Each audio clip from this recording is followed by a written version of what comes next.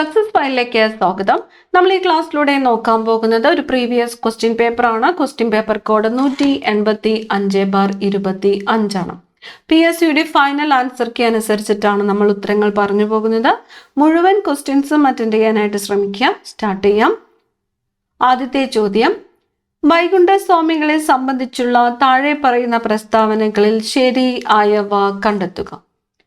1809 തിരുവനന്തപുരം ജില്ലയിലെ കൊല്ലൂർ ഗ്രാമത്തിൽ ജനിച്ചു. അദ്ദേഹത്തിന്റെ വിശ്വാസ സംഹിത അയ്യാവഴി എന്നറിയപ്പെടുന്നു. അരുൾനൂൽ അദ്ദേഹത്തിന്റെ രചനയാണ്. കണ്ണാടി പ്രതിഷ്ഠ നടത്തി. നമ്മളോട് ചോദിച്ചിരിക്കുന്നത് ശരിയായവ കണ്ടെത്തുവാൻ വേണ്ടിയിട്ടാണ്. ഉത്തരം വരുന്നത് ഏതാണ്? ഉത്തരം ഓപ്ഷൻ ബി ആണ്. 2, 3, 4 എന്നിവ ശരിയാണ്. 2, 3, 4 എന്നിവ ശരിയാണ്. അദ്ദേഹത്തിന്റെ വിശ്വാസ സംഹിത അയ്യാവഴി എന്നറിയപ്പെടുന്നു. ശരിയാണ്. അയ്യാവഴി എന്നറിയപ്പെടുന്നു. ശരിയാണ്. അരുൾനൂൽ അദ്ദേഹത്തിന്റെ കൃതിയാണ്. അരുൾനൂൽ ആരുടെ കൃതിയാണ്? വൈകുണ്ഠ സ്വാമികളുടെ കൃതിയാണ് അരുൾനൂൽ എന്നത്. അതുപോലെ കണ്ണാടി പ്രതിഷ്ഠ നടത്തിയെന്ന് പറയുന്നു. ശരിയാണ്. കണ്ണാടി പ്രതിഷ്ഠ നടത്തിയത് ആരാണ്? വൈകുണ്ഠ സ്വാമികളാണ്. ഇവിടെ 1908 തിരുവനന്തപുരം ജില്ലയിലെ കൊല്ലൂർ ഗ്രാമത്തിൽ ജനിച്ചു എന്ന് പറയുന്നത് തെറ്റാണ്. വൈകുണ്ഠ സ്വാമികൾ ജനിച്ച വർഷം ഏതാണ്? 1809 ആണ്. 1809 എവിടെയാണ് ജനിച്ചത്? സ്വാമിത്തോപ്പിലാണ്. സ്വാമിത്തോപ്പ് എന്ന സ്ഥലത്താണ് വൈകുണ്ഠ സ്വാമികൾ ജനിച്ചത്. അപ്പൊ പോയിന്റ്സ് പ്രത്യേകം നോട്ട് ചെയ്യുക. വൈകുണ്ഠ സ്വാമികൾ ജനിച്ച വർഷം 1809 ആണ്. എവിടെയാണ്? സ്വാമിത്തോപ്പിലാണ് ജനിച്ചത്. വൈകുണ്ഠ സ്വാമികളുടെ വിശ്വാസ സംഹിത അയ്യാവഴി എന്നറിയപ്പെടുന്നു. ശരിയാണ്. അരുൾനൂൽ ആരുടെ കൃതിയാണ്? വൈകുണ്ഠ സ്വാമികളുടെ കൃതിയാണ്. കണ്ണാടി പ്രതിഷ്ഠ നടത്തി എന്ന് പറഞ്ഞിരിക്കുന്നു. ശരിയാണ്. അടുത്ത ചോദ്യം, വയനാട്ടിൽ ബ്രിട്ടീഷുകാർക്കെതിരായി നടന്ന കുറിച്യ കലാപത്തെ പറ്റി താഴെ പറയുന്നവയിൽ തെറ്റായ പ്രസ്താവന ഏത്? തെറ്റായിട്ടുള്ള പ്രസ്താവനയാണ് ചോദിച്ചിരിക്കുന്നത്. പറഞ്ഞിരിക്കുന്നു കലാപം നടന്നത് 1812 കലാപത്തെ അടിച്ചമർത്താൻ ബ്രിട്ടീഷുകാർ രാമനമ്പിയെയാണ് നിയോഗിച്ചത്.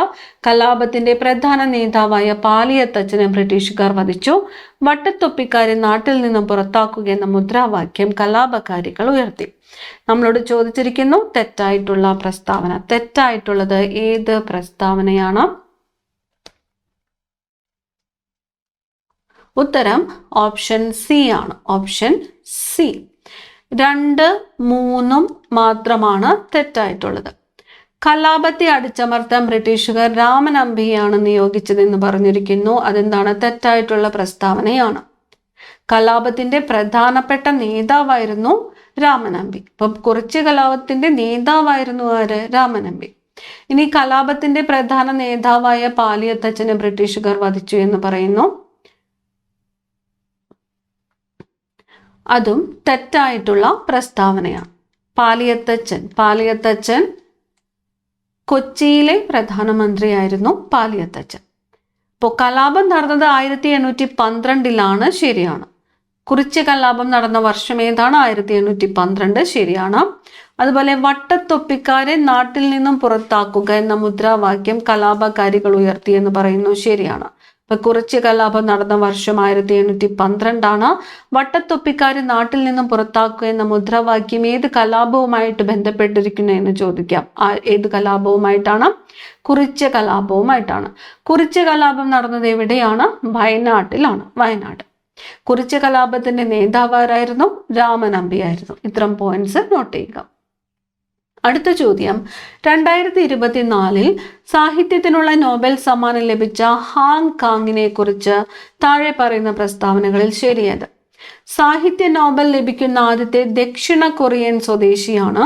സാഹിത്യ നോബൽ നേടുന്ന ആദ്യത്തെ ഏഷ്യൻ വനിതയാണ്. ദി വെജിറ്റേറിയൻ എന്ന നോവലിന് മാൻ ബുക്കർ പുരസ്കാരം നേടി. ദി വൈറ്റ് ബുക്ക് അവരുടെ ആത്മകഥാപരമായ രചനയാണ്. ഹാങ്കാങ്ങിനെ കുറിച്ച് ശരിയായിട്ടുള്ള പ്രസ്താവനകൾ ഏത് എന്നാണ് ചോദിച്ചിരിക്കുന്നത്. ഉത്തരം വരുന്നത് ഓപ്ഷൻ ഡി ആണ്. എല്ലാം ശരിയാണ്. എല്ലാ പ്രസ്താവനകളും എന്താണ്? ശരിയാണ്. ഇപ്പൊ 2024 സാഹിത്യത്തിനുള്ള നോബൽ സമ്മാനം ലഭിച്ചത് ആർക്ക് എന്ന് ചോദിച്ചാൽ ആർക്കാണ്? ഹാങ്കാങ്ങിനാണ് സാഹിത്യത്തിനുള്ള നോബൽ സമ്മാന ജേതാവ് 2024. അതുപോലെ സാഹിത്യത്തിന് നോബൽ ലഭിക്കുന്ന ആദ്യത്തെ ദക്ഷിണ കൊറിയൻ സ്വദേശി ആര്? ഹാങ്കാങ്. ദക്ഷിണ കൊറിയൻ സ്വദേശിയാണ് ഹാങ്കാങ്. സാഹിത്യ നോബൽ നേടുന്ന ആദ്യത്തെ ഏഷ്യൻ വനിത ഹാങ്കാങ്. ശരിയാണ്. ദി വെജിറ്റേറിയൻ എന്ന നോവലിന് മാൻ ബുക്കർ പുരസ്കാരം നേടിയിട്ടുണ്ട് എന്ന് പറഞ്ഞിരിക്കുന്നു. ശരിയാണ്. ദി വൈറ്റ് ബുക്ക് അവരുടെ ആത്മകഥാപരമായ രചനയാണ്. ശരിയാണ്. പോയിന്റ്സ് എല്ലാം നോട്ട് ചെയ്യുക. അടുത്തത് താഴെ പറയുന്നവയിൽ ശരിയായ ജോഡി കണ്ടെത്തുക. തന്നിരിക്കുന്നു 1885 ഇന്റർനാഷണൽ കോൺഗ്രസ് സ്ഥാപിച്ചു. 1907 സൂറത്ത് സമ്മേളനത്തിൽ കോൺഗ്രസ് പിളർപ്പ്.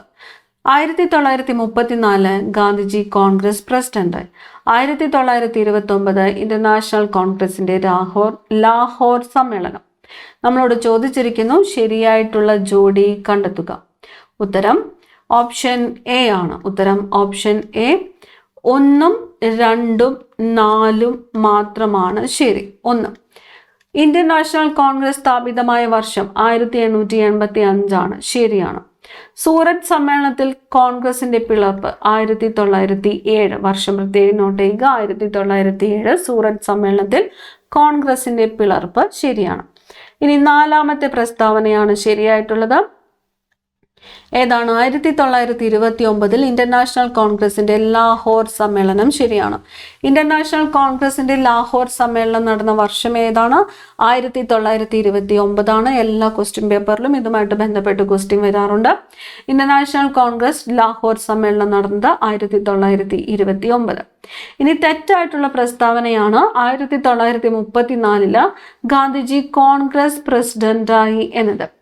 ഗാന്ധിജി കോൺഗ്രസ് പ്രസിഡന്റ് ആയത് 1924 ബൽഗാം സമ്മേളനത്തിലാണ്. 1924 ബൽഗാം സമ്മേളനത്തിലാണ് ഗാന്ധിജി കോൺഗ്രസ് പ്രസിഡന്റ് ആയത്. 1934 പ്രത്യേകത എന്താണ്? 1934 അദ്ദേഹം കോൺഗ്രസിൽ നിന്നും രാജിവെച്ചത് ഏത് വർഷമാണ്? 1934. അപ്പോൾ ഇന്റർനാഷണൽ കോൺഗ്രസ് സ്ഥാപിതമായ വർഷം 1885 ആണ്. ശരിയാണ്. സൂറത്ത് സമ്മേളനത്തിലെ കോൺഗ്രസിന്റെ പിളർപ്പ് ഏത് വർഷമാണ്? 1907. ശരിയാണ്. ഇന്റർനാഷണൽ കോൺഗ്രസിന്റെ ലാഹോർ സമ്മേളനം നടന്ന വർഷം 1929 ആണ്. ശരിയാണ്.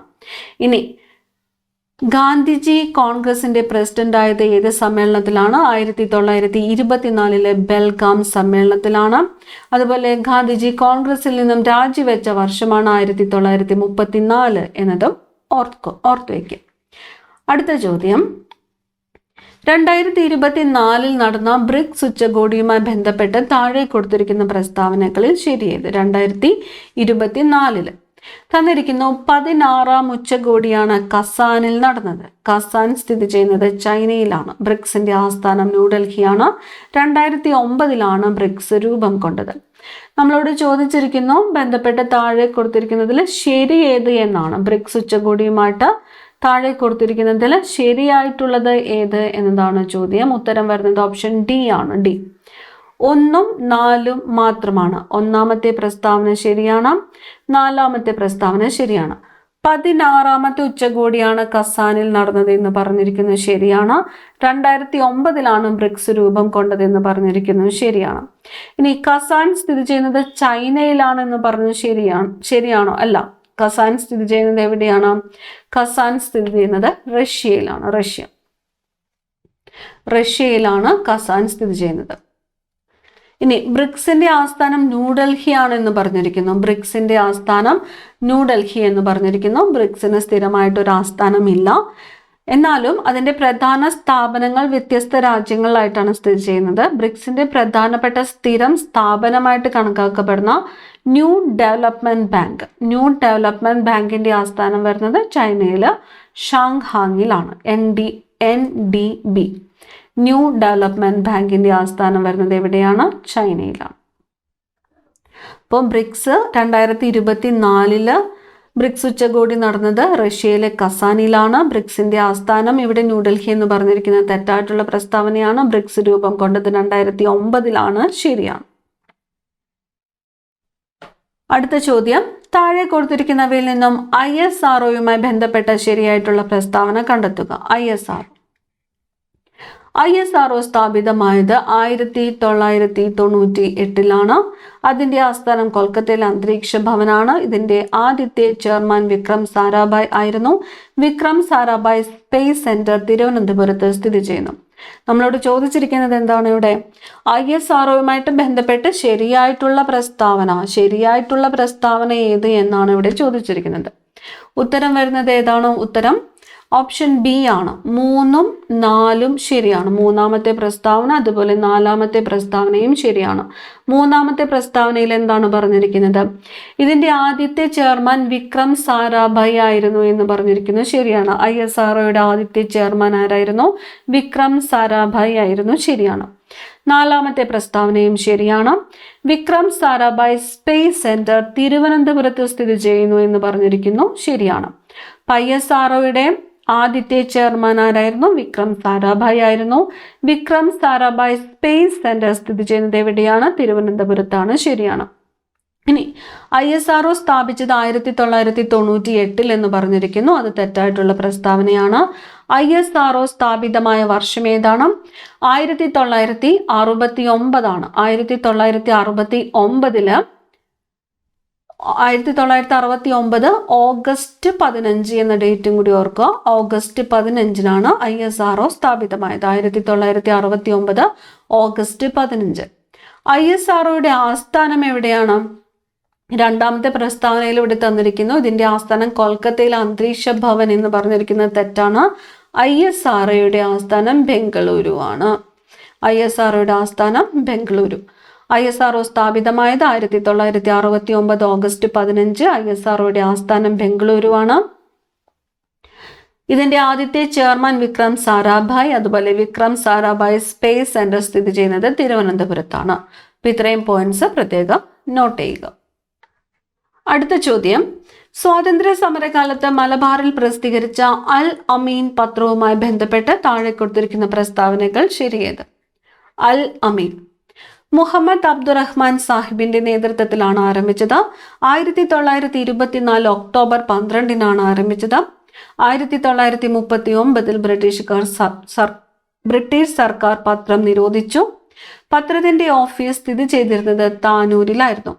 നമ്മളോട് ചോദിച്ചിരിക്കുന്നത് അൽ അമീൻ പത്രവുമായിട്ട് ബന്ധപ്പെട്ട് ശരിയായിട്ടുള്ള പ്രസ്താവന ഏത് എന്നാണ്. ഉത്തരം ഓപ്ഷൻ എ ആണ്. ഓപ്ഷൻ എ ആണ് ഉത്തരം. 1, 2, 3 എന്നിവ ശരിയായിട്ടുള്ള പ്രസ്താവനകളാണ്. മുഹമ്മദ് അബ്ദുറഹ്മാൻ സാഹിബിന്റെ നേതൃത്വത്തിലാണ് പത്രം ആരംഭിച്ചത്. അൽ അമീൻ പത്രം 1924 ഒക്ടോബർ 12 ആരംഭിച്ചതെന്ന് പറഞ്ഞിരിക്കുന്നു. ശരിയാണ്.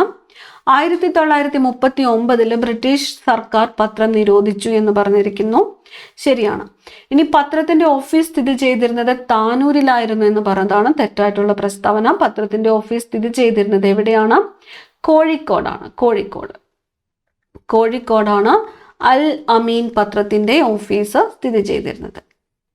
അടുത്ത ചോദ്യം, താഴെ കൊടുത്തിരിക്കുന്നതിൽ തെറ്റായ ജോഡി കണ്ടെത്തുക. തന്നിരിക്കുന്നു. എഴുത്തച്ഛൻ പുരസ്കാരം NS മാധവൻ, വയലാർ അവാർഡ് അശോകൻ ചെരുവിൽ, കേരള ജ്യോതി പുരസ്കാരം MK സാനു, ഓടക്കുഴൽ അവാർഡ് D വിനയചന്ദ്രൻ. നമ്മളോട് ഇതിൽ ചോദിച്ചിരിക്കുന്നത് തെറ്റായിട്ടുള്ള ജോഡി ഏത് എന്നാണ്. ഉത്തരം ഓപ്ഷൻ D ആണ്. 4 മാത്രമാണ് തെറ്റായിട്ടുള്ള ജോഡി. ഓടക്കുഴൽ അവാർഡ് D വിനയചന്ദ്രൻ എന്ന് പറഞ്ഞിരിക്കുന്നതാണ് തെറ്റായിട്ടുള്ളത്. താഴെ കൊടുത്തിരിക്കുന്ന സംഭവങ്ങളുടെ ശരിയായ കാലഗണനാക്രമം ഏത്? തന്നിരിക്കുന്നത് അധീർത്തി ഗാന്ധിയുടെ മരണം, മലബാർ കലാപം, ക്ഷേത്രപ്രവേശന വിളംബരം, ജവഹർലാൽ നെഹ്റുവിന്റെ മരണം. അധീർത്തി ഗാന്ധി എന്നറിയപ്പെടുന്നത് ആരാണ്? ഖാൻ അബ്ദുൽ ഗാഫർ ഖാൻ ആണ് അധീർത്തി ഗാന്ധി എന്ന് അറിയപ്പെടുന്നത്. അപ്പൊ ഖാൻ അബ്ദുൽ ഗാഫർ ഖാന്റെ മരണം 1988 1988. ഇനി മലബാർ കലാപം നടന്നത് ഏത് വർഷമാണ്? 1921 മലബാർ കലാപം നടന്നത്. അടുത്തത് തന്നിരിക്കുന്നത് ക്ഷേത്രപ്രവേശന വിളംബരമാണ്. ക്ഷേത്രപ്രവേശന വിളംബരം 1936. ഇനി ജവഹർലാൽ നെഹ്റുവിന്റെ മരണം 1964. 1964. ഉത്തരം വരുന്നത് ഏതാണ്? ഉത്തരം വരുന്നത് ഓപ്ഷൻ എ ആണ്. Option A.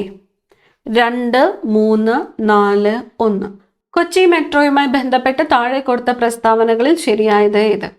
കൊച്ചി മെട്രോ ഉദ്ഘാടനം ചെയ്യപ്പെട്ടത് 2017 ജൂൺ 17 KMRL ആണ് ഇതിന്റെ പ്രവർത്തന ചുമതല വഹിക്കുന്നത്. കൊച്ചി മെട്രോയുടെ അനുബന്ധ ജലപാത പദ്ധതിയാണ് കൊച്ചി വാട്ടർ മെട്രോ. ഇന്ത്യയിലെ 18ാമത്തെ മെട്രോ റെയിൽവേ ആണിത്. നമ്മളോട് ചോദിച്ചിരിക്കുന്നത് എന്താണ്? കൊച്ചി മെട്രോയുമായിട്ട് ബന്ധപ്പെട്ട് ശരിയായത് ഏത് എന്നാണ് ചോദിച്ചിരിക്കുന്നത്. ശരിയായിട്ടുള്ള പ്രസ്താവന ഏതാണ് വരുന്നത്? ഓപ്ഷൻ സി ആണ്. Option C. 1, 2, 3 എന്നിവ ശരിയാണ്. 1 പറഞ്ഞിരിക്കുന്നു കൊച്ചി മെട്രോ ഉദ്ഘാടനം ചെയ്യപ്പെട്ടത് 2017 ജൂൺ 17 ഡേറ്റ് പ്രത്യേകം നോട്ട് ചെയ്യുക. കൊച്ചി മെട്രോ ഉദ്ഘാടനം ചെയ്യപ്പെട്ടത് 2017 ജൂൺ 17 ഇനി രണ്ടാമത്തെ പ്രസ്താവന പറഞ്ഞിരിക്കുന്നത് KMRL ആണ് ഇതിന്റെ പ്രവർത്തന ചുമതല വഹിക്കുന്നത്. KMRL. മൂന്നാമത്തെ പ്രസ്താവന കൊച്ചി മെട്രോയുടെ അനുബന്ധ ജലപാത പദ്ധതിയാണ് കൊച്ചി വാട്ടർ മെട്രോ. ഇനി ഇന്ത്യയിലെ 18ാമത്തെ മെട്രോ റെയിൽവേ ആണ് ഇത് എന്ന് പറഞ്ഞിരിക്കുന്നു കൊച്ചി മെട്രോ. അതാണ് തെറ്റായിട്ടുള്ള പ്രസ്താവന. കൊച്ചി മെട്രോ ഉദ്ഘാടനം ചെയ്യുന്ന സമയത്ത് ഇത് ഇന്ത്യയിലെ 8ാമത്തെ മെട്രോ ആയിരുന്നു. ഇതില് കൊച്ചി മെട്രോ 8ാമത്തെ മെട്രോ ആയിരുന്നു.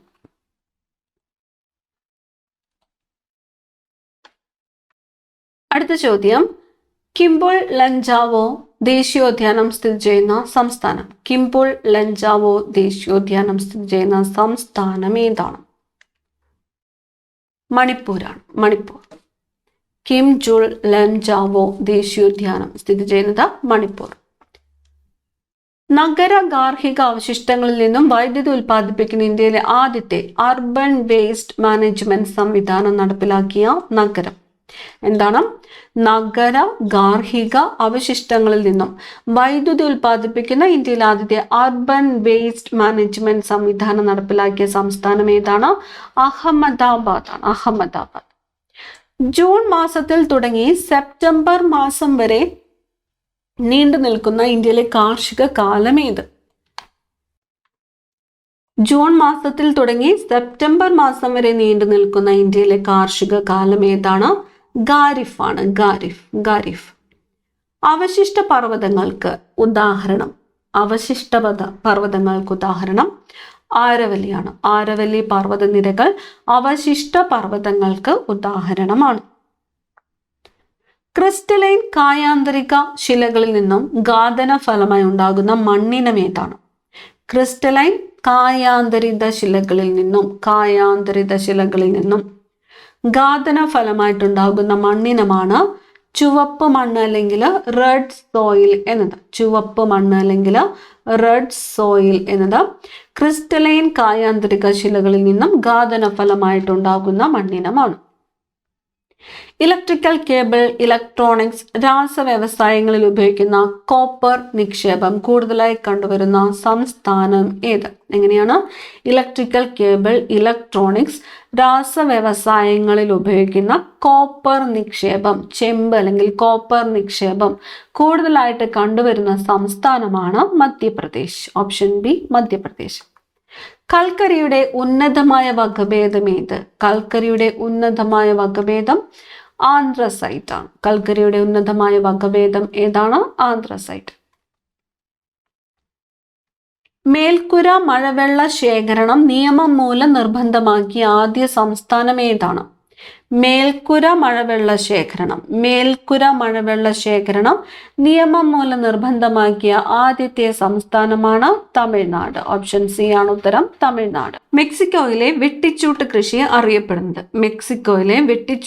അറിയപ്പെടുന്നത് മിൽപ്പ എന്നാണ്. ഓപ്ഷൻ എ ആണ് ഉത്തരം, മിൽപ്പ. ചിപ്കോ പ്രസ്ഥാനം എന്തുമായി ചേർത്ത് വായിക്കാം? ചിപ്കോ പ്രസ്ഥാനം എന്താണ്? ഹിമാലയ പർവ്വത പ്രദേശങ്ങളിലെ സ്തൂപിക വനസമ്പത്ത് നശീകരണം തടയുന്നത്. ചിപ്കോ പ്രസ്ഥാനം ഹിമാലയ പർവ്വത പ്രദേശങ്ങളിലെ സ്തൂപിക വനസമ്പത്ത് നശീകരണം തടയുന്നത്. 1957 കേരള സർവകലാശാലയായി മാറിയ തിരുവിതാംകൂർ സർവകലാശാല രൂപം കൊണ്ടത് എന്ന്.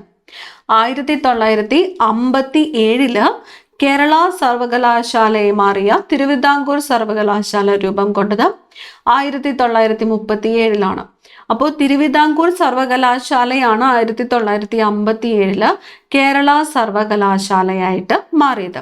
അപ്പൊ തിരുവിതാംകൂർ സർവകലാശാല രൂപം കൊണ്ടത് എന്ന് ചോദിച്ചാൽ 1937. താഴെ പറയുന്നവയിൽ ഏത് സമരവുമായി ബന്ധപ്പെട്ടാണ് പ്രവർത്തിക്കുക അല്ലെങ്കിൽ മരിക്കുക എന്ന മുദ്രാവാക്യം ഗാന്ധിജി ഉയർത്തിയത്? ഏത് സംഭവവുമായിട്ട് ബന്ധപ്പെട്ടാണ് പ്രവർത്തിക്കുക അല്ലെങ്കിൽ മരിക്കുക എന്ന മുദ്രാവാക്യം ഗാന്ധിജി ഉയർത്തിയത്? ക്വിറ്റ് ഇന്ത്യ സമരവുമായിട്ട് ബന്ധപ്പെട്ടിട്ടാണ്. ക്വിറ്റ് ഇന്ത്യ സമരം, പ്രവർത്തിക്കുക അല്ലെങ്കിൽ മരിക്കുക എന്ന് ആഹ്വാനം ചെയ്തത് ആര് എന്ന് ചോദിച്ചാൽ ആരാണ്? ഗാന്ധിജിയാണ്. താഴെ പറയുന്ന കൃതികളിൽ ശ്രീനാരായണ ഗുരുവിന്റെ ദല്ലാത്ത കൃതി ഏത്? ഇവിടെ തന്നിരിക്കുന്നു ദൈവദശകം, വേദാധികാര നിരൂപണം, നവമഞ്ജരി, ദർശനമാല. നമ്മളോട് ചോദിച്ചിരിക്കുന്നത് ശ്രീനാരായണ ഗുരുവിന്റെ ദല്ലാത്ത കൃതി ഏത് എന്നതാണ്. വേദാധികാര നിരൂപണമാണ്. വേദാധികാര നിരൂപണം. അപ്പൊ ഈ ക്ലാസ്സിൽ നിങ്ങൾക്കായിട്ടുള്ള ചോദ്യം, വേദാധികാര നിരൂപണം എന്നത് ആരുടെ കൃതിയാണ് എന്ന് കമന്റ് ചെയ്യുക. വേദാധികാര നിരൂപണം, ദൈവദശകം, നവമഞ്ജരി, ദർശനമാല എന്നീ കൃതികൾ ആരുടേതാണ്? ശ്രീനാരായണ ഗുരുവിന്റെ കൃതികളാണ്. അടുത്ത ചോദ്യം, ദേശീയ വിദ്യാഭ്യാസ ദിനമായ നവംബർ 11 താഴെ പറയുന്നവരിൽ ആരുമായിട്ട് ബന്ധപ്പെട്ടിരിക്കുന്നു? ദേശീയ വിദ്യാഭ്യാസ ദിനം ആയിട്ട് ആചരിക്കുന്നത് എന്നാണ്? നവംബർ 11. ഇത് താഴെ പറയുന്നവരിൽ ആരുമായിട്ട് ബന്ധപ്പെട്ടിരിക്കുന്നു എന്നാണ് ചോദിച്ചിരിക്കുന്നത്. ആരാണ്?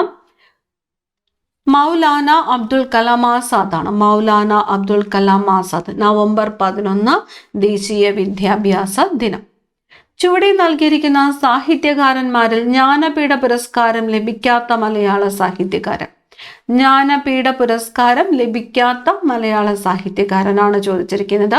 ഇവിടെ തന്നിരിക്കുന്നു അക്കിത്തം അച്യുതൻ നമ്പൂതിരി, MT വാസുദേവൻ നായർ, ഒളപ്പമണ്ണ സുബ്രഹ്മണ്യൻ നമ്പൂതിരി, ONV കുറുപ്പ്.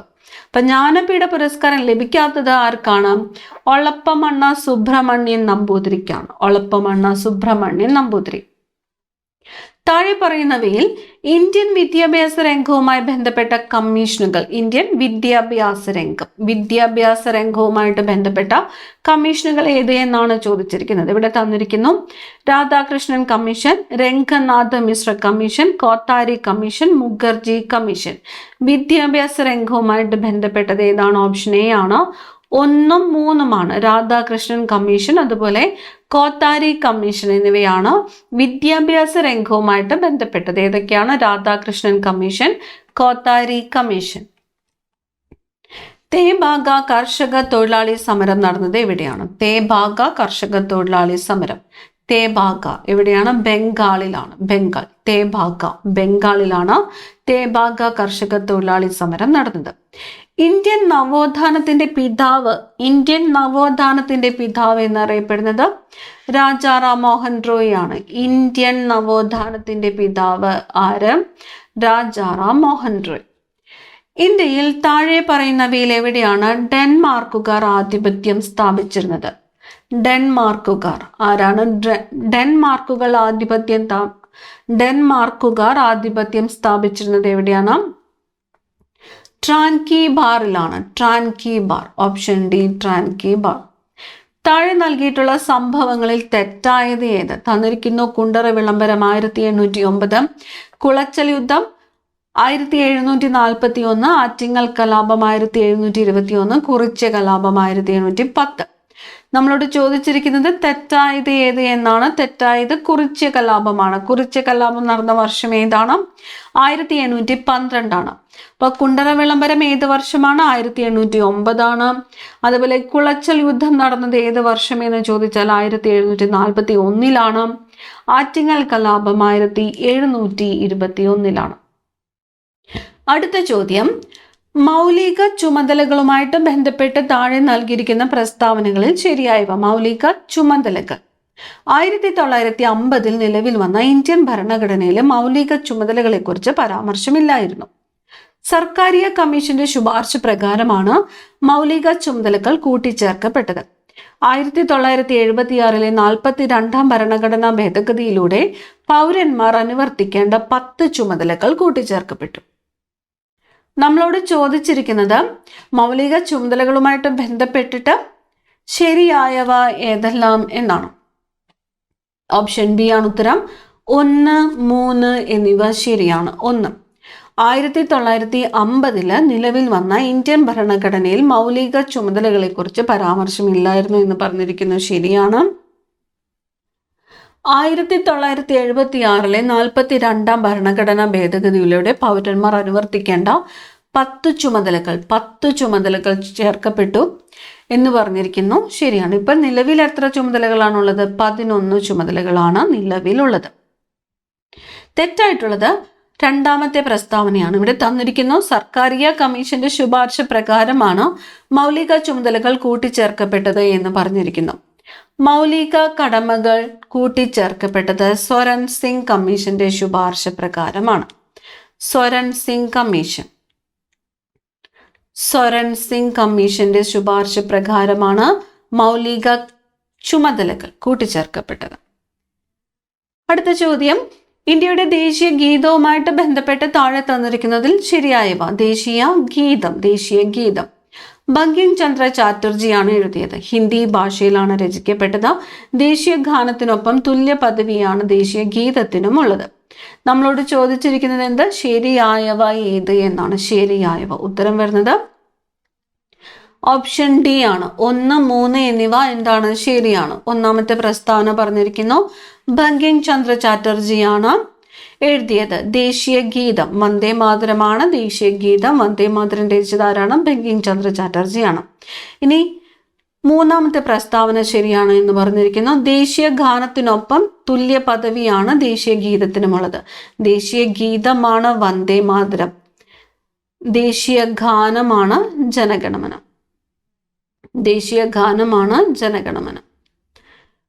ദേശീയ ഗാനത്തിനൊപ്പം തുല്യ പദവിയാണ് ദേശീയ ഗീതത്തിനുമുള്ളത് എന്ന് പറഞ്ഞിരിക്കുന്നു ശരിയാണ്. ഇനി ഇവിടെ തെറ്റായിട്ടുള്ള പ്രസ്താവന എന്ന് പറയുന്നത് ഹിന്ദി ഭാഷ എന്ന് പറഞ്ഞിരിക്കുന്നു. ബംഗാളി ഭാഷയിലാണ് ദേശീയ ഗീതം രചിക്കപ്പെട്ടത്.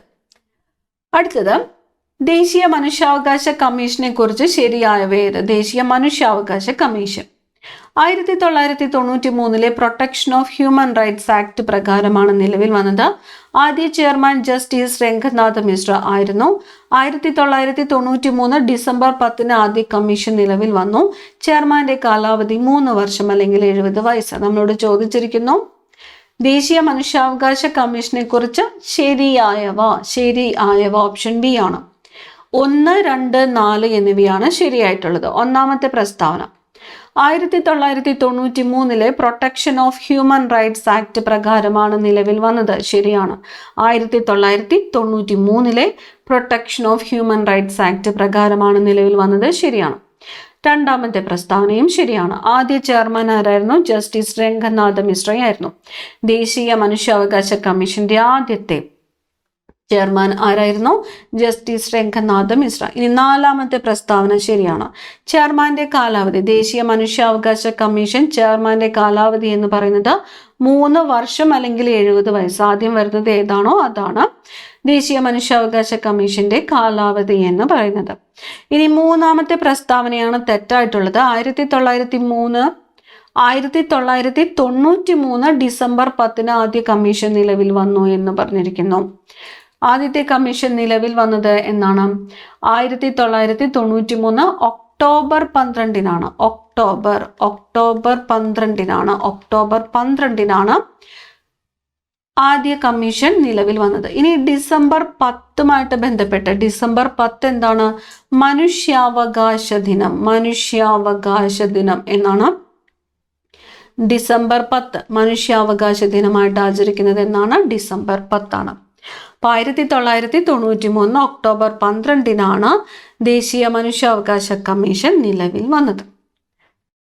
2024 കേരള പ്രഭ പുരസ്കാരത്തിന് അർഹരായവർ. 2024 കേരള പ്രഭ പുരസ്കാരത്തിന് അർഹരായവർ എസ് സോമനാഥ്, ഭുവനേശ്വരി എന്നിവരാണ്.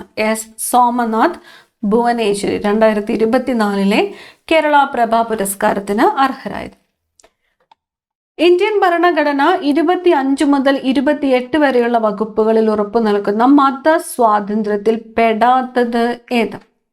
ഇന്ത്യൻ ഭരണഘടന 25 മുതൽ 28 വരെയുള്ള വകുപ്പുകളിൽ ഉറപ്പു നൽകുന്ന മതസ്വാതന്ത്ര്യത്തിൽ പെടാത്തത് ഏത് എന്നാണ് ചോദിച്ചിരിക്കുന്നത്. ഇഷ്ടമുള്ള മതം സ്വീകരിക്കുന്നതിനും പ്രചരിപ്പിക്കുന്നതിനുമുള്ള അവകാശം, മതസ്ഥാപനങ്ങൾ ഉണ്ടാക്കുവാനും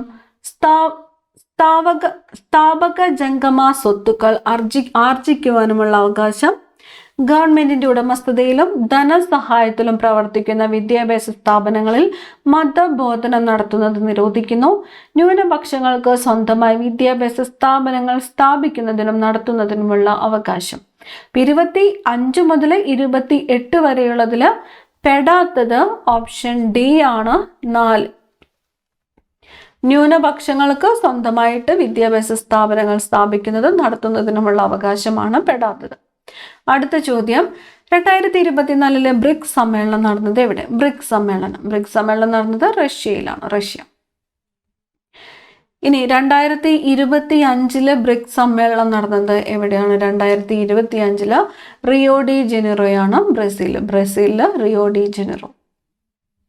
കുറിച്യ ലഹളയുമായി ബന്ധപ്പെട്ട ശരിയായ പ്രസ്താവനകൾ ഏത്? കുറിച്യ ലഹള 1812 കുറിച്യ ലഹള ഉണ്ടായത്. വയനാട് ജില്ലയിലെ കുറിച്യ കുമ്പാര വിഭാഗത്തിൽപ്പെട്ടവർക്കാണ് ലഹളയ്ക്ക് നേതൃത്വം നൽകിയത്. പ്രധാന നേതാവ് രാമനമ്പിയായിരുന്നു.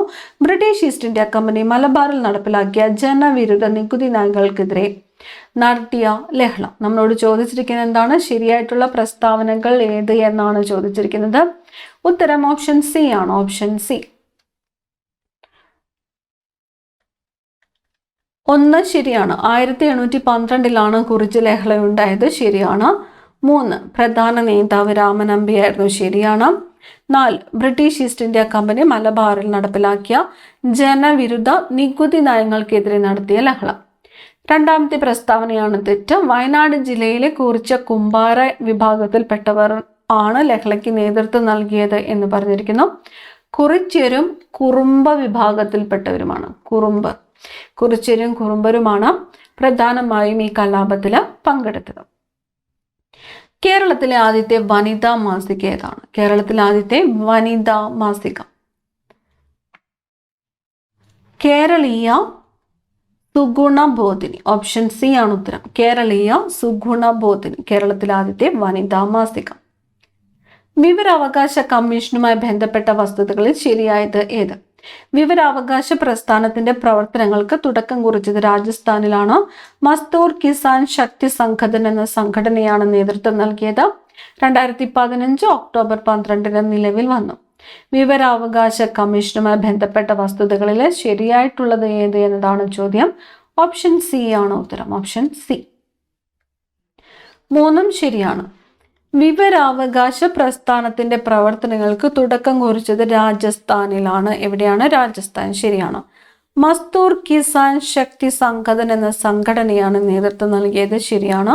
2005 ഒക്ടോബർ 12 നിലയിൽ വന്നു. ശരിയാണ്. ഒക്ടോബർ 12, 2025. 2024 തെരഞ്ഞെടുപ്പ് നടന്ന നിയമസഭാ മണ്ഡലങ്ങൾ ഏതൊക്കെയാണ്? 2024 പാലക്കാട് ചേലക്കര. കേരളത്തിൽ പടിഞ്ഞാറോട്ടൊഴുകുന്ന നദികളുടെ എണ്ണം എത്രയാണ്? കേരളത്തിൽ പടിഞ്ഞാറോട്ടൊഴുകുന്നത് 41 നദികളാണ്. പടിഞ്ഞാറോട്ടൊഴുകുന്ന 41 നദികൾ, കിഴക്കോട്ടൊഴുകുന്ന 3 നദികൾ, ആകെ 44 നദികൾ. 2 സംസ്ഥാനങ്ങളുമായി അതിർത്തി പങ്കിടുന്ന കേരളത്തിലെ ഏക ജില്ല ഏതൊക്കെയാണ്? ഏക ജില്ല ഏതാണ്? 2 സംസ്ഥാനങ്ങളുമായിട്ട് അതിർത്തി പങ്കിടുന്ന കേരളത്തിലെ ഏക ജില്ല ഏതാണ്? വയനാട് ജില്ല. കേരളത്തിലെ ആദ്യത്തെ ജലവൈദ്യുത പദ്ധതി ഏത്? കേരളത്തിലെ ആദ്യത്തെ ജലവൈദ്യുത പദ്ധതി പള്ളിവാസൽ. കേരളത്തിലെ ഏറ്റവും കൂടുതൽ കാണപ്പെടുന്ന മണ്ണിനം ഏതാണ്? ലാറ്ററൈറ്റ് മണ്ണ്. റെഡ് ഡാറ്റ ബുക്കിൽ ഇടം നേടിയ കേരളത്തിലെ വന്യജീവി സങ്കേതം. റെഡ് ഡാറ്റ ബുക്കിൽ ഇടം നേടിയത് പറമ്പിക്കുളമാണ്. റെഡ് ഡാറ്റ ബുക്കിൽ ഇടം നേടിയ കേരളത്തിലെ വന്യജീവി സങ്കേതം. കേരളത്തിൽ ആകെയുള്ള ലോകസഭാ സീറ്റുകൾ എത്രയാണ്? കേരളത്തിൽ ആകെയുള്ള ലോകസഭാ സീറ്റുകൾ 20 ആണ്. 20. കേരള സംസ്ഥാന ജലവിഭവ വകുപ്പ് മന്ത്രി റോഷി അഗസ്റ്റിൻ ആണ്. കേരള സംസ്ഥാന ജലവിഭവ വകുപ്പ് മന്ത്രി ആരാണ്? റോഷി അഗസ്റ്റിൻ. 1956 കേരളം രൂപീകരിക്കുമ്പോൾ എത്ര ജില്ലകൾ ഉണ്ടായിരുന്നു? 5 ജില്ലകളാണ്. 5 ജില്ലകൾ. കേരള നവോത്ഥാനത്തിന്റെ വഴിത്തിരിവായ അരുവിപ്പുറം പ്രതിഷ്ഠ നടത്തിയ സാമൂഹിക പരിഷ്കർത്താവ് ആര്? അരുവിപ്പുറം പ്രതിഷ്ഠ ശ്രീനാരായണ ഗുരുവാണ്. ശ്രീനാരായണ ഗുരു. കേരളത്തിലെ ആദ്യത്തെ റെയിൽപാത നിർമ്മിക്കപ്പെട്ട വർഷം? കേരളത്തിലെ ആദ്യത്തെ റെയിൽപാത 1861 1861. പയ്യന്നൂരിൽ വെച്ച് നടന്ന കോൺഗ്രസ് സമ്മേളനത്തിന്റെ അധ്യക്ഷൻ ആരായിരുന്നു? പയ്യന്നൂരിൽ വെച്ച് നടന്ന കോൺഗ്രസ് സമ്മേളനത്തിന്റെ അധ്യക്ഷൻ ജവഹർലാൽ നെഹ്റു. തിരുവിതാംകൂറിലെ രാഷ്ട്രീയ പ്രക്ഷോഭവുമായിട്ട് ബന്ധമില്ലാത്തത് ഏത്? എവിടത്തെയാണ്? തിരുവിതാംകൂറിൽ. ബന്ധമില്ലാത്തത് ഏതാണ്? കീഴരിയൂർ ബോംബ് കേസാണ്. Keezhariyur bomb case. വൈക്കം സത്യാഗ്രഹത്തിന് നേതൃത്വം വഹിച്ചിരുന്നത് ആരായിരുന്നു? വൈക്കം സത്യാഗ്രഹത്തിന് നേതൃത്വം വഹിച്ചത് TK മാധവനാണ്. TK മാധവൻ. 1817 ഗൗരി പാർവതി ബായ് പുറപ്പെടുവിച്ച വിളംബരത്തിലെ ശ്രദ്ധേയമായ പരിഷ്കാരം എന്തായിരുന്നു? 1817 പ്രൈമറി വിദ്യാഭ്യാസം സൗജന്യമാക്കി വിളംബരം പുറപ്പെടുവിച്ചത് ആരാണ്? റാണി ഗൗരി പാർവതി ബായ്. ഗൗരി പാർവതി ബായ് 1817 പ്രൈമറി വിദ്യാഭ്യാസം സൗജന്യമാക്കി. യോഗക്ഷേമ സഭ രൂപീകരിക്കുന്നതിന് നേതൃത്വം നൽകിയത് ആര്? യോഗക്ഷേമ സഭ VT ഭട്ടതിരിപ്പാടാണ്. യോഗക്ഷേമ സഭ രൂപീകരിക്കുന്നതിന് നേതൃത്വം നൽകിയത് VT ഭട്ടതിരിപ്പാട്. 1920 മഞ്ചേരിയിൽ നടന്ന മലബാർ രാഷ്ട്രീയ സമ്മേളനത്തിൽ ഉൾപ്പെടാത്ത വിഷയം? ജനസംഖ്യാനുപാത സംവരണമാണ്. 1920 മഞ്ചേരിയിൽ നടന്ന മലബാർ രാഷ്ട്രീയ സമ്മേളനത്തിൽ ഉൾപ്പെടാത്തത് ജനസംഖ്യാനുപാത സംവരണമാണ്. മലയാള ഭാഷയിലെ ആദ്യ നിഘണ്ടു ആരുടെ സംഭാവനയായിരുന്നു? മലയാള ഭാഷയിലെ ആദ്യ നിഘണ്ടു അർണോസ് പാതിരി. 1809 കുണ്ടറ വിളംബരം പുറപ്പെടുവിച്ചത് ആര്? കുണ്ടറ വിളംബരം വേലുത്തമ്പി ദളവയാണ്. 1809 കുണ്ടറ വിളംബരം പുറപ്പെടുവിച്ചത് ആരാണ്? വേലുത്തമ്പി ദളവ. 1859 ജെയിംസ് ടാറ കയർ ഫാക്ടറി സ്ഥാപിച്ച സ്ഥലം? 1859 ജെയിംസ് ടാറ കയർ ഫാക്ടറി സ്ഥാപിച്ചത് എവിടെയാണ്? ആലപ്പുഴയിലാണ്. അപ്പൊ ജെയിംസ് ടാറ കയർ ഫാക്ടറി സ്ഥാപിച്ച വർഷം ഏതാണ്? 1859 എവിടെയാണ്? ആലപ്പുഴയിലാണ്. ഇനി 1857 ആലപ്പുഴയിലെ കയർ ഫാക്ടറി സ്ഥാപിച്ചത് ആര് എന്ന് ചോദിച്ചാൽ ജെയിംസ് ടാറയാണ്. ജീവമണ്ഡലത്തിലെ ജൈവ സമ്പന്നത സൂചിപ്പിക്കുന്ന ജൈവ വൈവിധ്യം എന്ന പദം ആദ്യമായിട്ട് ഉപയോഗിച്ചത് ആര്? ജൈവ വൈവിധ്യം എന്ന പദം ആദ്യമായിട്ട് ഉപയോഗിച്ചത് വാൾട്ടർ ജി റോസനാണ്. വാൾട്ടർ ജി റോസനാണ് ജൈവ വൈവിധ്യം എന്ന പദം ആദ്യമായിട്ട് ഉപയോഗിച്ചത്. അമ്മയുടെയും ഗർഭസ്ഥ ശിശുവിൻ്റെയും രക്തം കൂടിക്കലരാതെയുള്ള പദാർത്ഥ വിനിമയത്തിന് സഹായിക്കുന്ന ഭാഗമേത്? അമ്മയുടെയും ഗർഭസ്ഥ ശിശുവിൻ്റെയും രക്തം കൂടിക്കലരാതെയുള്ള പദാർത്ഥ വിനിമയത്തിന് സഹായിക്കുന്ന ഭാഗമാണ് പ്ലാസെന്റ. ഓപ്ഷൻ എ ആണ് ഉത്തരം, പ്ലാസെന്റ. കോശഭിത്തിയുടെ എല്ലാ ഭാഗത്തും ഒരേപോലെ കട്ടികൂടിയ തരം കോശങ്ങൾ ചേർന്ന കല? കോശഭിത്തിയുടെ എല്ലാ ഭാഗത്തും ഒരേപോലെ കട്ടികൂടിയ തരം കോശങ്ങൾ ചേർന്ന കലയാണ് സ്ക്ലീറൻകൈമ. സ്ക്ലീറൻകൈമ ഓപ്ഷൻ ഡി.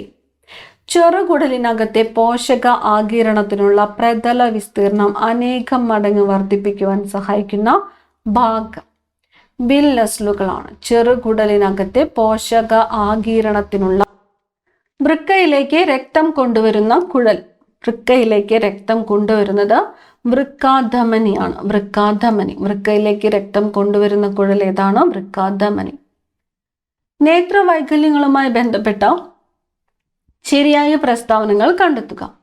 കണ്ണിന്റെ ലെൻസിന്റെ ഇലാസ്തികത നഷ്ടപ്പെടുന്നത് മൂലം വരുന്ന രോഗമാണ് സിറോഫ്താൽമിയ. വിറ്റാമിൻ ബിയുടെ കുറവ് നിശാന്തതയ്ക്ക് കാരണമാകുന്നു. കണ്ണിനുള്ളിൽ മർദ്ദം കൂടുന്ന അവസ്ഥയാണ് ഗ്ലോക്കോമ. കണ്ണിലെ ലെൻസ് അധാര്യമാകുന്ന അവസ്ഥയാണ് തിമിരം. നമ്മളോട് പറഞ്ഞിരിക്കുന്നത് ശരിയായിട്ടുള്ള പ്രസ്താവനകളാണ് കണ്ടെത്തുവാനായിട്ട്. ഉത്തരം ഓപ്ഷൻ ബി ആണ്. 3, 4 എന്നിവ ശരിയാണ്. മൂന്നാമത്തെ പ്രസ്താവന. കണ്ണിനുള്ളിൽ മർദ്ദം കൂടുന്ന അവസ്ഥയാണ് ഗ്ലോക്കോമ. കണ്ണിനുള്ളിൽ മർദ്ദം കൂടുന്ന അവസ്ഥ ഏതാണ്? ഗ്ലോക്കോമ. ശരിയാണ്. കണ്ണിലെ ലെൻസ് അധാര്യമാകുന്ന അവസ്ഥയാണ് തിമിരം. ശരിയാണ്. നമ്മളോട് ഇവിടെ പറഞ്ഞിരിക്കുന്ന ഒന്നാമത്തെ പ്രസ്താവന കണ്ണിന്റെ ലെൻസിന്റെ ഇലാസ്തികത നഷ്ടപ്പെടുന്നത് മൂലം വരുന്ന രോഗമാണ് സിറോഫ്താൽമിയ എന്ന് പറഞ്ഞിരിക്കുന്നു. അതെന്താണ്? തെറ്റായിട്ടുള്ള പ്രസ്താവനയാണ്. ലെൻസിന്റെ ഇലാസ്തികത നഷ്ടപ്പെട്ട് കാഴ്ചക്കുറവ് വരുന്നത് പ്രസ്ബയോപ്പിയയാണ്. വിറ്റാമിൻ ബിയുടെ കുറവ് നിശാന്തതയ്ക്ക് കാരണമാകുന്നു എന്ന് പറഞ്ഞിരിക്കുന്നു. തെറ്റ്.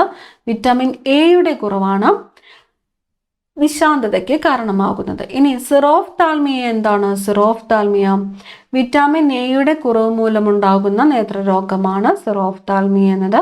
കണ്ണയ്ക്ക് വരണ്ട് കാഴ്ച നഷ്ടമാകുന്നതാണ് സിറോഫ്താൽമിയ. അടുത്തത് ന്യൂക്ലിയസിലില്ലാത്ത ഏകകോശ ജീവികൾ ഉൾപ്പെടുന്ന ഭാഗം. ന്യൂക്ലിയസിലില്ലാത്ത ഏകകോശ ജീവികൾ ഉൾപ്പെടുന്ന ഭാഗം. ന്യൂക്ലിയസ് ഇല്ലാത്ത ഏകകോശ ജീവികൾ ഉൾപ്പെടുന്ന ഭാഗമാണ് മൊനീറ. Option C Monera. ഭീമാകാരത്വം ഏത് ഹോർമോണിന്റെ ഏറ്റക്കുറച്ചിലുമായി ബന്ധപ്പെട്ട അവസ്ഥയാണ്? ഭീമാകാരത്വം. ഓപ്ഷൻ ഡി ആണ്. സൊമാറ്റോട്രോപ്പിൻ ആണ്. സൊമാറ്റോട്രോപ്പിൻ. ഭീമാകാരത്വം സൊമാറ്റോട്രോപ്പിൻ. കോശശ്വസനവുമായി ബന്ധപ്പെട്ട ശരിയായ പ്രസ്താവനകൾ കണ്ടെത്തുക. കോശശ്വസനത്തിന്റെ ആദ്യഘട്ടം കോശദ്രവ്യത്തിൽ വെച്ചും രണ്ടാം ഘട്ടം റൈബോസോമിലും വെച്ച് നടക്കുന്നു. ആദ്യഘട്ടമായ ഗ്ലൈക്കോളിസിസിന് ഓക്സിജൻ ആവശ്യമാണ്. ഗ്ലൈക്കോളിസിസിന്റെ ഫലമായി 28 ATP തന്മാത്രകൾ ഉണ്ടാകുന്നു. ഗ്ലൈക്കോളിസിസിൽ ഗ്ലൂക്കോസ് പൈറൂവിക് ആസിഡായി മാറുന്നു. ശരിയായിട്ടുള്ള പ്രസ്താവനയാണ് ചോദിച്ചിരിക്കുന്നത്. ഓപ്ഷൻ ഡി ആണ് ഉത്തരം. നാലാമത്തെ പ്രസ്താവനയാണ് ശരിയായിട്ടുള്ളത്. ഗ്ലൈക്കോളിസിസിൽ ഗ്ലൂക്കോസ് പൈറൂവിക് ആസിഡായി മാറുന്നു. വിട്രിയസ് ദ്രവം മനുഷ്യ ശരീരത്തിലെ ഏത് അവയവത്തിലാണ് കാണുന്നത്? വിട്രിയസ് ദ്രവം കണ്ണിലാണ്. വിട്രിയസ് ദ്രവം കണ്ണ്. ജനറേറ്ററിൽ നടക്കുന്ന ഊർജ പരിവർത്തനം ഏതാണ്? യാന്ത്രികോർജം വൈദ്യുതോർജമായിട്ട് മാറുന്നു. ന്യൂക്ലിയർ റിയാക്ടറിലെ ഇന്ധനം ഏതാണ്? സമ്പുഷ്ട യുറേനിയം. ഓപ്ഷൻ ബി സമ്പുഷ്ട യുറേനിയം. വസ്തുവിന്റെ പ്രവേഗം ഇരട്ടിയായാൽ ഗതികോർജം എന്ത് സംഭവിക്കുന്നു? 4 മടങ്ങാകുന്നു. 4 മടങ്ങ്. കൂട്ടത്തിൽ പെടാത്തത് ഏത്? തന്നിരിക്കുന്നു. പ്രവേഗം, ത്വരണം, വേഗം, സ്ഥാനാന്തരം. വേഗമാണ്. ഓപ്ഷൻ സി വേഗം. അന്തരീക്ഷമർദ്ദം അളക്കുവാൻ ഉപയോഗിക്കുന്ന ഉപകരണം അന്തരീക്ഷമർദ്ദം ബാരോമീറ്റർ ആണ്. ബാരോമീറ്റർ. ചില പ്രസ്താവനകൾ നൽകിയിരിക്കുന്നു. ഇവയിൽ J. തോംസണുമായി ബന്ധപ്പെടാത്ത പ്രസ്താവന ഏത്? പ്ലം പുഡിംഗ് മാതൃക മുന്നോട്ട് വെച്ചു. ഇലക്ട്രോണിനെ കണ്ടെത്തി. ഡിസ്ചാർജ് ട്യൂബ് പരീക്ഷണങ്ങൾ കണ്ടെത്തി. ന്യൂട്രോണിനെ കണ്ടെത്തി. ഉത്തരം ഓപ്ഷൻ ഡി ആണ്. ന്യൂട്രോണിനെ കണ്ടെത്തിയത് ആരാണ്? ജെയിംസ് ചാഡ്വിക് ആണ്. അടുത്തത് റബ്ബറിന്റെ മോണോമർ ഐസോപ്രീൻ ആണ്. റബ്ബറിന്റെ മോണോമർ ആണ് ഐസോപ്രീൻ. റേഡിയോ ആക്റ്റീവത കണ്ടെത്തിയത് ഹെൻറി ബെക്കോറൽ ആണ്. റേഡിയോ ആക്റ്റീവത കണ്ടെത്തിയത്. ലീച്ചിങ് എന്ന സാന്ദ്രണ രീതി ഉപയോഗിക്കുന്നത് ഏത് ലോഹത്തിന്റെ അയിരിനാണ്? ലീച്ചിങ് അലൂമിനിയത്തിന്റെ അയിരിനാണ്. ഒരേ മാസ് നമ്പറും വ്യത്യസ്ത അറ്റോമിക നമ്പറുമുള്ള ആറ്റങ്ങളാണ് ഐസോബാറുകൾ. ഒരേ മാസ് നമ്പർ, വ്യത്യസ്ത അറ്റോമിക നമ്പർ, ഐസോബാറുകൾ. ഇനി വരുന്നത് മാത്സ് ക്വസ്റ്റ്യൻസ് ആണ്. ഉത്തരങ്ങൾ മാത്രം പറഞ്ഞു പോകുന്നു. നിങ്ങൾ ചെയ്ത് നോക്കിയിട്ട് ശരിയായിട്ട് ഉത്തരം കിട്ടുന്നുണ്ടോ എന്ന് ചെക്ക് ചെയ്ത് നോക്കാം. 81ാമത്തെ ചോദ്യത്തിന്റെ ഉത്തരം വരുന്നത് ഓപ്ഷൻ എ ആണ്. 25 രൂപയാണ്. 82 ഓപ്ഷൻ ബി ആണ് ഉത്തരം. 83ാമത്തെ ചോദ്യം ഓപ്ഷൻ ഡി ആണ്. 84 ഓപ്ഷൻ എ ആണ്. 85ാമത്തെ ചോദ്യത്തിന്റെ ഉത്തരം ഓപ്ഷൻ എ ആണ് വരുന്നത്. 86ാമത്തെ ചോദ്യം 86 ഓപ്ഷൻ സി 20. 87ാമത്തെ ചോദ്യം ഓപ്ഷൻ ബി ആണ് 10. 87 ഓപ്ഷൻ ബി 10. 88ാമത്തെ ചോദ്യം ഉത്തരം ഓപ്ഷൻ ബി ആണ്, ഓപ്ഷൻ ബി. 89ാമത്തെ ചോദ്യത്തിൻ്റെ ഉത്തരം ഓപ്ഷൻ ഡി ആണ്. 90ാമത്തെ ചോദ്യം ഓപ്ഷൻ ഡി ആണ്. 91ാമത്തെ ചോദ്യം ഉത്തരം ഓപ്ഷൻ ബി ആണ്, ബി. 92ാമത്തെ ചോദ്യം ഓപ്ഷൻ സി. 93ാമത്തെ ചോദ്യം ഓപ്ഷൻ എ ആണ്, ഓപ്ഷൻ എ. 94ാമത്തെ ചോദ്യം ഓപ്ഷൻ ബി. 95ാമത്തെ ചോദ്യം ഓപ്ഷൻ ബി. 96 ഓപ്ഷൻ എ ആണ്. 97 ഓപ്ഷൻ ഡി ആണ്. 98ാമത്തേത് ഡിലീറ്റഡ് ക്വസ്റ്റ്യൻ ആണ്. 98 ഡിലീറ്റഡ് ക്വസ്റ്റ്യൻ ആണ്. 99ാമത്തെ ചോദ്യം ഉത്തരം വരുന്നത് ഓപ്ഷൻ ഡി ആണ്. അവസാനത്തെ ചോദ്യം 100ാമത്തെ ചോദ്യം ഉത്തരം ഓപ്ഷൻ സി ആണ്. PSCയുടെ ഫൈനൽ ആൻസർ കീ അനുസരിച്ചിട്ടാണ് നമ്മൾ ഈ ക്ലാസ്സിൽ ഉത്തരങ്ങൾ പറഞ്ഞിരിക്കുന്നത്. അടുത്ത ക്ലാസ്സിൽ കാണാം. Thank you.